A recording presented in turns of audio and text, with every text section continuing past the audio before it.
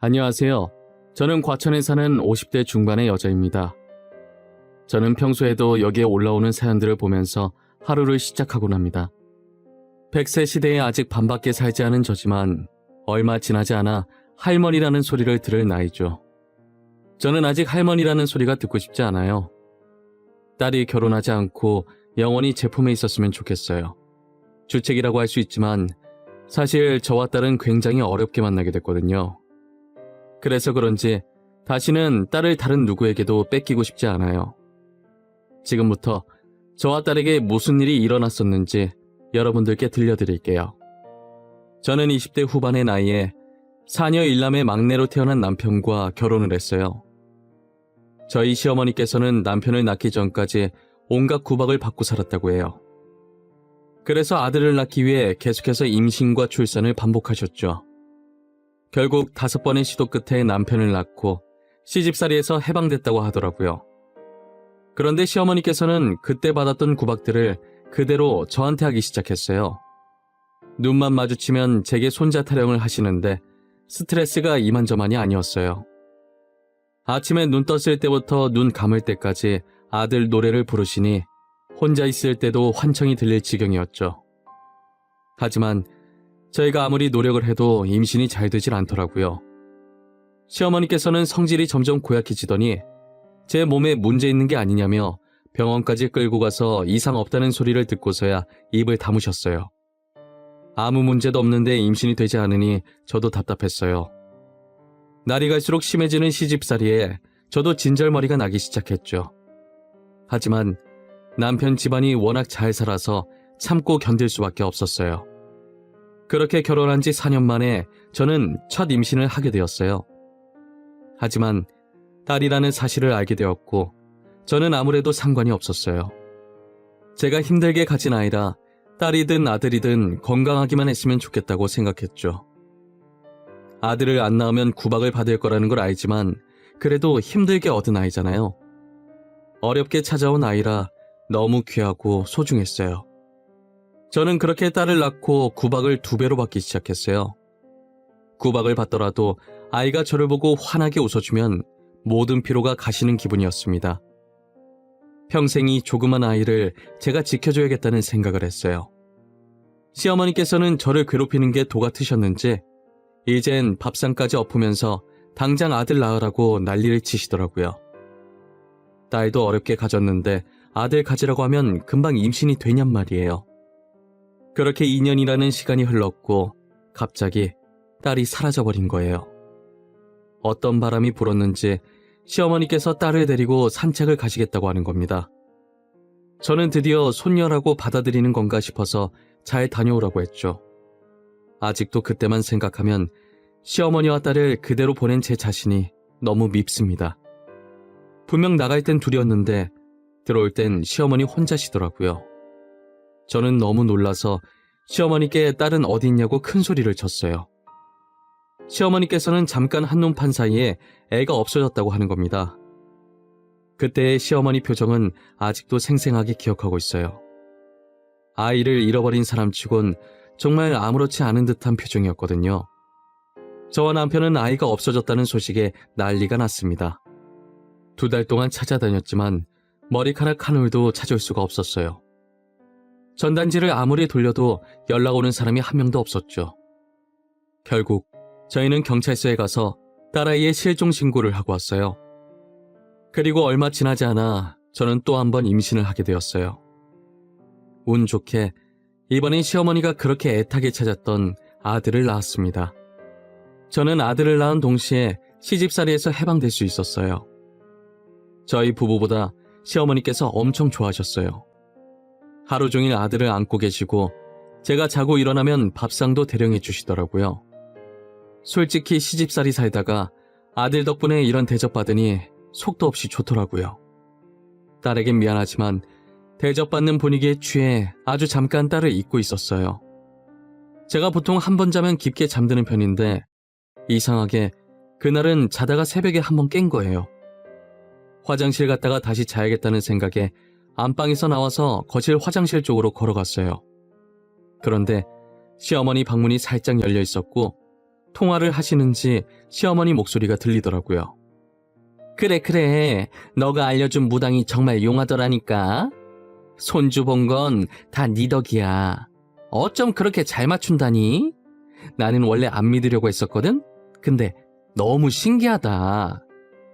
나도 처음엔 너처럼 안 믿었거든. 근데 그 무당이 시키는 대로 하니까 우리 며느리도 단번에 아들을 낳은 거야. 너무 신기했다니까. 아니, 손녀가 아들 기운을 다 가져간다고 멀리 보내라고 하길래 그래도 내 핏줄인데 싶은 마음이 들긴 했단 말이지. 근데 이렇게 바로 아들이 생길 줄은 몰랐어. 그래도 내가 잘 사는 집으로 보내줬잖아. 그럼 됐지. 돈 많은 집에서 사랑받으면서 사는 게 네 손녀한테는 더 좋을 거야. 알고 보니 무당이 시어머니께 제 딸을 계속 데리고 있으면 아들은 평생 못 낳는다고 말하는 바람에 자신의 지인을 통해서 딸을 다른 집으로 보냈다고 하는 거예요. 그리고 저희가 딸 실종 신고를 한 날 몰래 다시 경찰서로 가서 딸 찾았다고 실종 신고를 취소해달라고 했다더라고요. 저는 할머니라는 사람이 자기 핏줄인 손녀한테 어떻게 그런 짓을 할 수가 있는지 이해가 가질 않았어요. 저는 모든 사실을 알고 그 자리에서 쓰러졌고 눈을 떠보니 병원이더라고요. 남편이 잠시 물을 가지러 간 사이 제가 일어났고 남편이 병실로 들어오자마자 제가 들었던 것들을 울면서 말하기 시작했어요. 여보, 어떻게 어머님이 그럴 수가 있어? 아무리 아들이 중요해도 그렇지 낳아준 부모가 이렇게 살아있는데 그 어린 것을 남의 집에 보내냐고. 자기 핏줄이잖아. 일단 진정해봐. 당신 그러다 또 쓰러지겠어. 내가 어머니한테 애 어디로 보냈는지 물어볼게. 내가 다시 우리 딸 찾아올게. 그러니까 제발 당신 몸부터 챙겨. 우리 딸이 너무 불쌍해. 못난 부모 만나서 태어나자마자 미움받고 부모랑 생이별하고. 나 더 이상 어머님 얼굴 보고 싶지 않아. 같은 공간에서 숨도 쉬고 싶지 않아. 알겠어. 우리 분가하자. 당신 퇴원하면 바로 분가해. 알겠지? 지금은 당신 몸 회복하는 것만 생각해. 의사가 몸 많이 약해졌다더라. 제 말을 듣고 남편이 시어머니를 추궁했지만 아이를 어디로 보냈는지 끝까지 말씀을 안 하더라고요. 저는 어떻게든 딸을 찾아보려고 했었지만 늘 허탕이었어요. 남편은 저보고 할 만큼 했으니 아들 봐서라도 이제 그만 포기하라고 하더라고요. 지금 우리 곁에 있는 아들이라도 잘 키워야 하지 않겠냐고 말이에요. 그때까지도 저는 딸 찾는 것을 포기할 수 없어서 아들을 재워놓고 밤마다 딸을 찾아다녔어요. 하지만 이제 이것도 20년 정도 지나니까 저도 슬슬 지치더라고요. 결국 저는 딸을 찾는 것을 포기하고 살았었어요. 아들도 이제 막 성인이 되었고 미국으로 유학을 가고 싶다고 하길래 보내줬어요. 현재는 미국에 있는 대학교에 재학 중이래요. 처음엔 자주 연락을 했었는데 아무래도 멀리 떨어져 있다 보니 자기 생활하기도 바빠서 지금은 어쩌다 한 번씩 연락을 하고 있었어요. 저는 남편과 오붓하게 둘이서 점심을 먹으려고 남편 회사로 찾아갔어요. 회의라도 하는 건지 남편이 자리에 없었어요. 그래서 남편을 기다리려고 가만히 앉아 있는데 비서가 들어오더라고요. 원래 보던 얼굴이 아니어서 저도 모르게 빤히 쳐다봤나 봐요. 그런 저를 보고 활짝 웃으면서 이번에 새로 일하게 된 비서라고 자기를 소개하더라고요. 도도했던 전 비서와 상반되게 엄청 방긋방긋 잘 웃고 싹싹했어요. 안녕하세요. 사모님 맞으시죠? 저는 이번에 새로 일하게 된 비서 강주흔이라고 합니다. 저를 처음 봐서 놀라신 것 같아서 이렇게 인사드립니다. 그래요? 안 그래도 전에 봤던 비서가 아닌 것 같아서 저도 모르게 놀랐나 봐요. 사람 보고 놀라는 거 아닌데 초면에 제가 실례를 했어요. 아니에요. 그럴 수도 있죠. 지금 회장님께서 미팅 가셔서 아직 안 돌아오셨는데 커피라도 드시면서 기다리시겠어요? 미팅 가신 지 좀 돼서 금방 오실 것 같아요. 아, 그럼 그래 줄래요? 괜히 저 때문에 일하는데 방해된 건 아닌가 모르겠어요. 이럴 줄 알았으면 미리 연락이라도 하고 올 걸 그랬네. 지금까지 일했던 비서들과 인사 말곤 해본 적이 없었거든요. 다들 저를 사모님이라고 어렵게 생각하던데 그럴 때마다 제가 더 불편했었거든요. 그런데 이번에 들어온 비서가 부침성도 좋고 사람 좋은 미소를 하고 있어서 그런지 저도 모르게 비서랑 편하게 말을 하고 있더라고요. 다른 비서와 다르게 저를 어렵게 생각하지 않는 모양이었어요. 저는 그런 모습이 오히려 강단 있어 보이고 마음에 들었어요. 비서가 건네준 커피를 봤는데 비서 손가락에 점이 있더라고요. 저희 딸도 비서처럼 손가락에 점이 있었거든요. 너무 신기한 나머지 또 무례하게 놀라면서 손으로 점을 가리키고 말았어요. 아, 점이요? 괜찮아요. 다들 놀라세요. 모양도 특이하잖아요. 보통 점이라고 하면 동글동글해야 하는데 이 점은 살짝 타원 모양으로 길쭉하니까. 미안해요. 초면에 제가 실수를 너무 하네요. 내가 원래 이런 사람이 아닌데 사실 제 딸도 손가락에 점이 있었거든요. 그래서 너무 신기해가지고. 정말요? 진짜 신기하네요. 여기에 점 있는 사람 흔치 않을 텐데 손가락에 이렇게 큰 점 있는 사람이 잘 없잖아요. 저는 싹싹한 성격도 그렇고 딸과 비슷하게 점 있는 것도 그렇고 이상하게 딸처럼 느껴지는 비서에게 끌리기 시작했어요. 저는 비서의 첫인상이 너무 좋아서 남편과의 약속을 핑계로 자주 가서 친해졌어요. 그러다 보니 남편을 기다릴 때마다 자연스럽게 이야기를 하게 되었고 이야기를 하다 보니 사적인 얘기도 하게 되었죠. 저는 비서의 가정사를 듣게 됐는데 비서도 참 힘들게 살았더라고요. 원래 아버지께서 사업을 하셨었는데 직원이 회사 돈을 들고 도망가는 바람에 망하게 됐다고 하더라고요. 그 당시 비서의 나이가 고작 9살밖에 안 되었다고 했었어요. 한순간에 집안이 무너졌고 갈 곳 없는 처지가 되다 보니 아이를 키울 여력이 되지 않아서 할 수 없이 비서를 보육원으로 보냈다고 하더라고요. 그땐 부모도 없이 혼자서 살아가는 게 적응도 안 되고 너무 힘들었는데 지금은 여러 일을 하면서 돈을 모아 어느 정도 살만해졌다고 하더라고요. 제가 부모는 아니지만 그런 환경에서 이렇게 밝게 커준 게 너무 대견했어요. 괜히 이상하게 잃어버린 딸이 생각나면서 더 챙겨주고 싶은 마음이 들었죠. 비서 얘기를 듣다가 저도 어디에 털어놓은 적 없던 아픈 과거사를 꺼내기 시작했어요. 비서에게 말해도 될 것 같다는 생각이 들었거든요. 전에 내가 말했던 딸 기억하는가 모르겠네.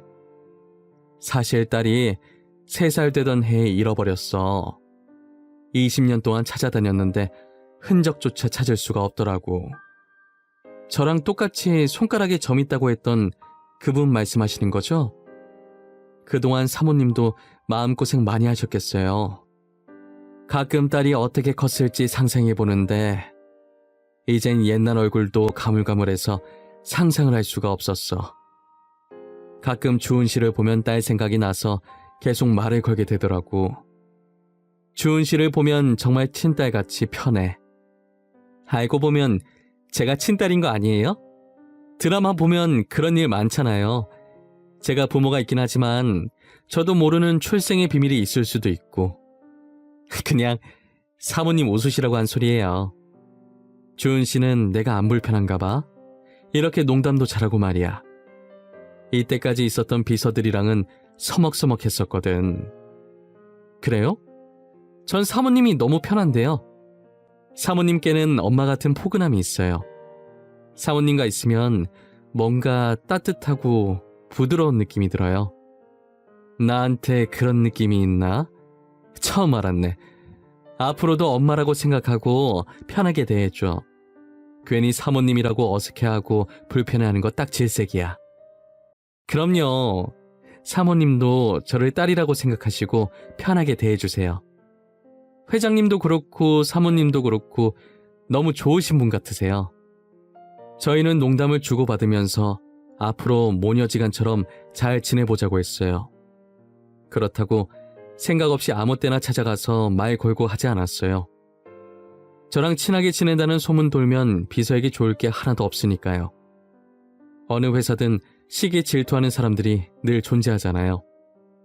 혼자 알아서 일 척척 잘하고 있는데 괜히 피해주긴 싫었어요. 그리고 얼마 후 남편이 원래 신장이 안 좋았는데 나이가 들어서 그런지 상태가 더 안 좋아졌더라고요. 결국은 다른 사람에게 신장 인식을 받아야 하는 상황까지 왔어요. 하지만 저는 많이 늙었고 아들은 현재 당장 한국에 들어올 수 없는 상황이었어요. 비서는 저희의 사정을 알고 자기가 선뜻 신장 기증을 해주겠다고 하는 거예요. 주은 씨가 신장 기증을 해주겠다니 그게 무슨 소리야. 우린 기증자 나타날 때까지 기다리면 돼. 그러지 마. 아니에요. 회장님께 은혜를 갚고 싶어서 그래요. 제가 비서일 할 수 있게 해주신 것도 회장님이시란 말이에요. 아무리 그래도 그렇지 어떻게 그렇게 쉽게 자기 신장을 남한테 이식해준다고 해. 우린 괜찮아. 기증자 금방 나타날 거야. 기증할 생각 하지 마. 사모님, 전 아직 젊고 건강하잖아요. 수술해도 금방 회복할 수 있어요. 그리고 회장님이랑 저랑 혈액형이 똑같아서 가능할 거예요. 아니야. 이건 진짜 아닌 것 같아. 어차피 가족 아니면 수술 못하는 걸로 알고 있어. 그러니까 주은 씨, 이식해줄 생각이면 일찌감치 접어. 알겠지? 이식 수술이라는 거 쉽게 생각할 게 아니야. 사모님, 요즘 기술이 얼마나 좋아졌는데요. 이식해도 아무 문제 없을 거예요.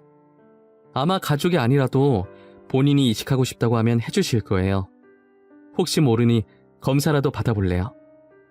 저는 비서가 이렇게 고집이 센 사람이라는 걸 그때 처음 알았어요.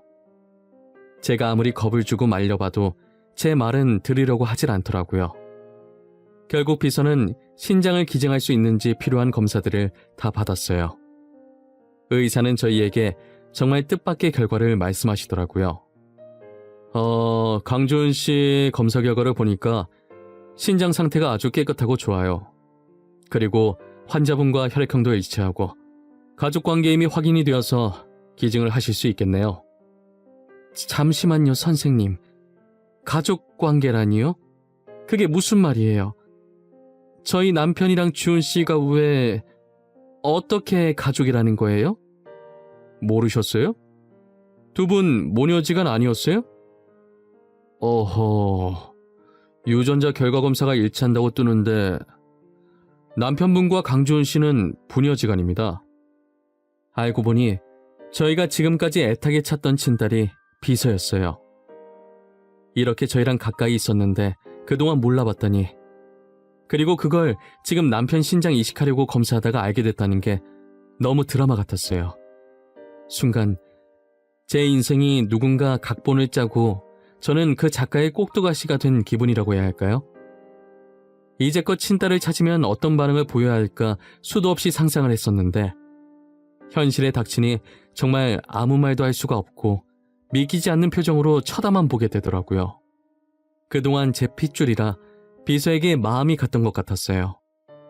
비서가, 아니 제 딸이 전에 우스갯소리로 자신이 친딸 아니냐고 농담을 한 적이 있었는데 정말 제 친딸이었다는 게 진짜 놀란 걸 넘어서 헛웃음이 나올 지경이더라고요. 저는 딸을 데리고 남편이 있는 병실로 들어갔어요. 남편은 딸을 보고 당분간 휴가라고 했는데 왜 여기까지 왔냐고 하더라고요. 저는 그런 남편에게 우리 딸이라고 말하니 무슨 이런 인연이 다 있냐고 하면서 딸을 비서로 고용하게 된 사연을 말하더라고요. 사실 자신이 자주 가던 식당에 딸이 홀서빙 알바로 있었는데 너무 눈에 밟혀서 월급을 2배로 줄 테니 비서를 하지 않겠냐고 제안을 했다는 거예요. 이런 식으로 비서를 뽑은 적이 단 한 번도 없었는데 희한하게 핏줄을 알아본 건지 자기가 제안해놓고 자기도 많이 놀랐었다고 하더라고요. 그렇게 딸은 22년 만에 다시 저희 집으로 돌아오게 되었고 시어머니는 딸의 손을 꼭 잡고 연신 미안하다며 눈물을 흘리셨어요. 잘 왔다. 잘 왔어. 내가 정말 미안해. 염치 없는 거 안다만 이렇게라도 사과를 하고 싶어.